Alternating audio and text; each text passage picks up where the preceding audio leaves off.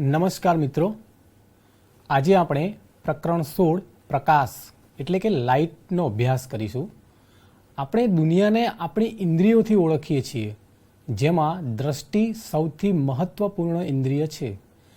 તેની મદદથી આપણે પર્વતો, વૃક્ષો, નદીઓ, મકાનો, છોડ વગેરે એટલે કે આપણી આસપાસની વસ્તુઓ જોઈ શકીએ છીએ. રાત્રિના સમયે પણ આપણે ચંદ્ર અને તારાઓને જોઈ શકીએ છીએ. તો તમને પ્રશ્ન થાય કે વસ્તુઓ શેના દ્વારા એટલે કે શેના લીધે આપણે જોઈ શકીએ છીએ? તમે ક્યારેય વિચાર્યું છે કે આપણે વસ્તુઓને કઈ રીતે એટલે કે કેવી રીતે જોઈએ છીએ? તમે કહેશો કે આંખો દ્વારા. ઓકે, પરંતુ જો તે વસ્તુ અંધારામાં હોય તો શું તમે તેને જોઈ શકશો? આમ માત્ર આંખો દ્વારા કોઈ પણ વસ્તુને જોઈ શકાતી નથી. જ્યારે પદાર્થમાંથી કે પદાર્થ પરથી આવતો પ્રકાશ આપણી આંખમાં પ્રવેશે ત્યારે જ આપણે તે વસ્તુને કે પદાર્થને જોઈ શકીએ છીએ. અને આ પ્રકાશ એ પદાર્થ દ્વારા ઉત્સર્જિત થયેલો હોય અથવા પદાર્થ પરથી પરાવર્તિત થયેલો હોય છે. આપણે એક સમતલ અરીસો લઈશું. આ અરીસાની સપાટી ઉપર એક કિરણ આપાત કરીશું, જેને આપાત કિરણ કહેવાય છે. આપાત કિરણ અરીસાની જે બિંદુએથી પરાવર્તિત થશે તે કિરણને પરાવર્તિત કિરણ કહીશું. અહીં આપણે અરીસાની સપાટીને લંબ એક લાઈન દોરીશું, જેને લંબ કહીશું. હવે આપાત કિરણ અને લંબ વચ્ચે બનતા ખૂણાને આપાત કોણ કહેવાય છે. તે જ પ્રમાણે પરાવર્તિત કિરણ અને લંબ વચ્ચે બનતા ખૂણાને પરાવર્તન કોણ કહેવાય છે. આ જ પ્રવૃત્તિ આપણે આપાત કિરણને જુદા જુદા ખૂણે આપાત કરીને જોઈશું. તે જ પ્રમાણે સમતલ અરીસો, તેમાં આપાત કિરણ અને પરાવર્તિત કિરણ અને લંબ દોરીશું. હવે તેમની વચ્ચેનો ખૂણો માપીશું.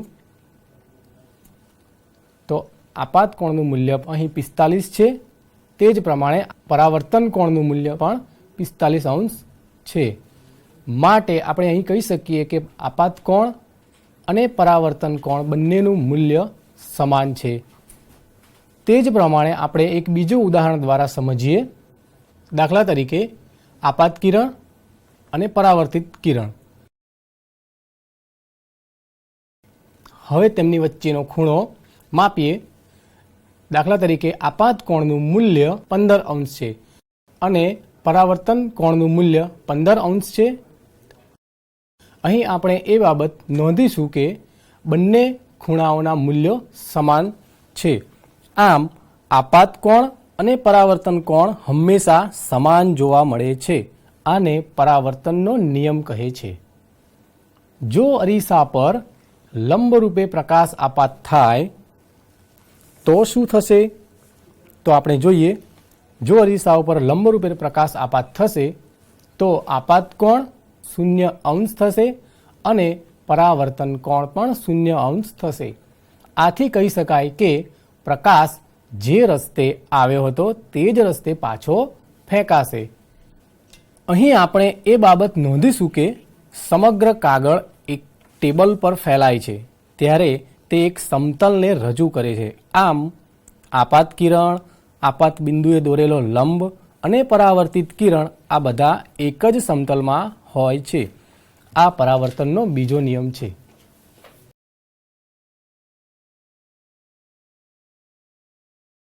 આપણે નિયમિત અને અનિયમિત પરાવર્તન વિશે સમજીએ. જ્યારે અરીસા જેવી લીસી સપાટી પર પ્રકાશના સમાંતર કિરણો આપાત કરવામાં આવે છે ત્યારે આ સમાંતર કિરણો પરાવર્તન પામ્યા બાદ પણ એકબીજાને સમાંતર જ રહે છે. આમ લીસી સપાટી દ્વારા થતા પરાવર્તનને નિયમિત પરાવર્તન કહે છે. જ્યારે અનિયમિત સપાટી પર પ્રકાશના સમાંતર કિરણો આપાત કરવામાં આવે છે ત્યારે આ સમાંતર કિરણો પરાવર્તન પામ્યા બાદ એકબીજાને સમાંતર રહેતા નથી. આમ અનિયમિત સપાટી દ્વારા થતા પરાવર્તનને વિખરાયેલું કે અનિયમિત પરાવર્તન કહેવાય છે. અહીં એ વાત યાદ રાખો કે અનિયમિત પરાવર્તન એ પરાવર્તનના નિયમોની નિષ્ફળતાને કારણે નથી, તે પરાવર્તક સપાટીની અનિયમિતતાના કારણે છે. આ બાબત આપણે સ્પષ્ટ રીતે સમજીએ. અહીં આ અનિયમિત સપાટી છે. અહીં એક બિંદુએ સમજીએ કે જ્યારે પ્રકાશના કિરણો આપાત થાય છે ત્યારે આપાત બિંદુ આગળ દરેક જગ્યાએ સપાટી જુદી જુદી જોવા મળે છે. એટલે કે જ્યારે પ્રકાશના કિરણો આપાત થાય છે ત્યારે દરેક બિંદુએ પરાવર્તનના નિયમો સાચા જ છે. તે માટે આપણે કોઈ પણ એક આપાત કિરણને અને તેનું પરાવર્તિત કિરણ એ બંને વચ્ચે એક લંબ દોરીને આપાત કોણ અને પરાવર્તન કોણનું મૂલ્ય માપીને સમજીએ. અહીં કોણ માપક આપાત કોણ માપવા માટે ગોઠવેલું છે. અહીં આપણે જોઈ શકીએ છીએ કે આપાત કોણનું મૂલ્ય લગભગ 57 જેટલું છે. તે જ પ્રમાણે પરાવર્તન કોણનું મૂલ્ય જોઈએ તો એ પણ 57 જેટલું જ છે. એટલે આપણે કહી શકીએ કે આપાત કોણ અને પરાવર્તન કોણનું મૂલ્ય સમાન રહે છે. આ ઉપરથી આપણે કહી શકીએ કે પરાવર્તનના નિયમોનું સંપૂર્ણપણે પાલન થાય છે. માત્ર ને માત્ર સપાટીની અનિયમિતતાના કારણે જ આ પરાવર્તનને અનિયમિત પરાવર્તન કહે છે.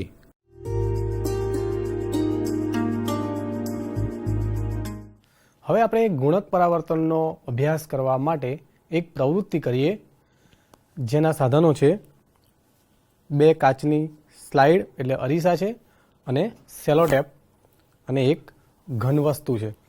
આ બંને અરીસાને આપણે એકબીજા સાથે સેલોટેપ વડે જોડીશું. હવે આ બંને અરીસાને આપણે સેલોટેપથી જોઈન્ટ કર્યા બાદ આ મુજબ આપણે ટેબલ પર એક કાગળ ઉપર તેને ગોઠવીશું. આ બંને અરીસાને આપણે 120 ડિગ્રીના ખૂણે ગોઠવેલા છે. તેમની વચ્ચે એક ઘન વસ્તુ મૂકતા આપણે જોઈ શકીએ છીએ કે આપણને 2 પ્રતિબિંબ જોવા મળે છે. તો આ પ્રતિબિંબોની સંખ્યા શોધવા માટે આપણે એક સૂત્ર છે. પ્રતિબિંબોની સંખ્યા શોધવા માટે 360 ભાગ્યા થીટા માઇનસ 1, જ્યાં થીટા એ 2 અરીસા વચ્ચેનો ખૂણો દર્શાવે છે. અહીં બંને અરીસા વચ્ચે 120 ડિગ્રીનો ખૂણો રાખેલો છે. તો આપણે જોઈ શકીએ છીએ કે આપણને 360 ભાગ્યા 120 ઓછા 1 બરાબર આપણને અહીં 2 પ્રતિબિંબ મળે છે, જે આપણે આ પ્રમાણે શોધી શકીએ. તે જ પ્રમાણે આપણે હવે બંને અરીસા વચ્ચેનો ખૂણો 90 બનાવીશું. 90 ખૂણો બનાવતા આપણને 3 પ્રતિબિંબો જોવા મળે છે, જે પણ આપણે સૂત્ર દ્વારા જોઈશું. અહીં થીટા બરાબર 90 છે, એટલે કે બંને અરીસા વચ્ચેનો ખૂણો 90 છે. તો આપણે અહીં જોઈ શકીએ છીએ કે આપણને 3 પ્રતિબિંબો સૂત્ર દ્વારા પણ મળે છે. આપણે બંને અરીસાને 72 ડિગ્રીના ખૂણાએ ગોઠવેલા છે, તો આપણે જોઈ શકીએ છીએ કે વસ્તુના આપણને 4 પ્રતિબિંબ મળે છે, જે આપણે સૂત્ર દ્વારા જોઈએ.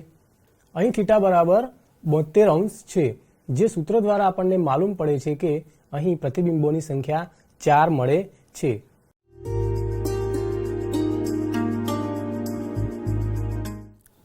હવે પ્રકાશનું ગુણક પરાવર્તન સમજવા માટે આપણે કેલિડોસ્કોપ બનાવીશું. તે માટે આપણે સમતલ અરીસાની આ મુજબની 3 પટ્ટી લઈશું. આ 3 પટ્ટીઓને આપણે એક સેલોટેપ પર ચોંટાડીશું, જે આ મુજબ દેખાશે. હવે આ 3 પટ્ટીઓને સેલોટેપ પર ચોંટાડેલી છે એ પ્રમાણે આપણે એને ફોલ્ડ કરીને બહારની બાજુથી એક ત્રિકોણ બને તે રીતે ચોંટાડીશું અને તેને એક રંગીન કાગળ વડે કવર કરીશું.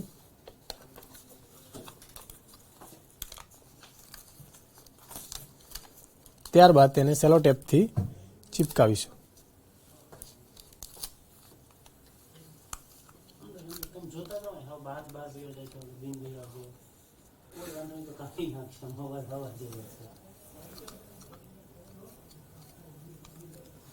આ પ્રમાણે આપણે વર્ગખંડની અંદર કેલિડોસ્કોપ બનાવી શકીએ છીએ. આપણે કેલિડોસ્કોપમાંથી કોઈ પણ વસ્તુને જોતા તેનું ગુણક પરાવર્તન થઈ આપણને એના ઘણા બધા પ્રતિબિંબ જોવા મળે છે. આ કેલિડોસ્કોપનો ઉપયોગ ડિઝાઇન બનાવવાવાળા કલાકારો ભીંતચિત્રોમાં વગેરેમાં અવનવી ડિઝાઇન શોધવા માટે ઉપયોગ કરે છે.